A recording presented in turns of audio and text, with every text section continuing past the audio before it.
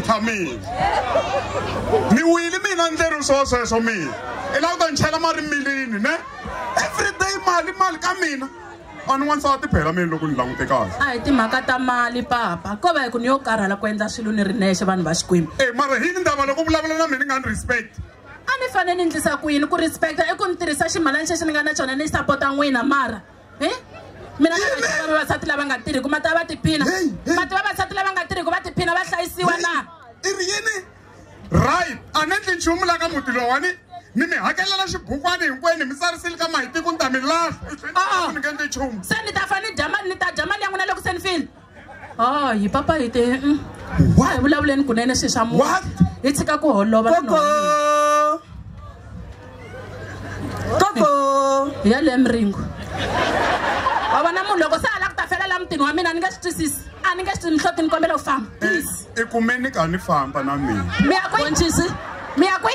Boncisi. Mi famba mi ya kwi? Papa hi ti. Mi nga zi ni lava mali la mutini. Mi ya kwi? Mi nga humesi matihlo loko mi vona xigangu xa n'wina. Ene futhi ma ni karhalisa mi ri vambirhi. Mihloti u na xivindi n'wana ndi wena. Boncisi. U na xivindi. Yo! Wow! Amutini wa mina. Ni ku tisele papila ra vana ra support. Hey! Ari. U nga zo rurumela. Chacha. Avuxeni papa. Ni nga vulangi mina. Kasi mani phela vana lava hi va mina mani nge tini la ku sapota kunene. Sani. A ni vana va mina lava mina. U endla yini? Rasa na wena. Ai vana va n'wina papa. Ai vana va yena hi Mina hembi. Nako va ta ni delela mina vanhwanyana lava. Ya swi byela swinene sweswo a ni sapoti mina. Ya, hi swona.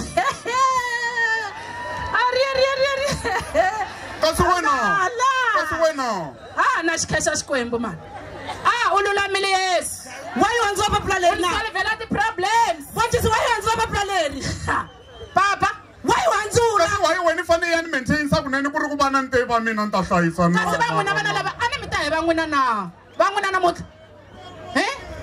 Leswi na mimoya ya Xikwembu ya xinedu yi ngete vana lava a hi va n'wina kasi n'wina why mi fane mi fositela na mikwembu a hi va tivi. Kasi swilo hi swi swa kona.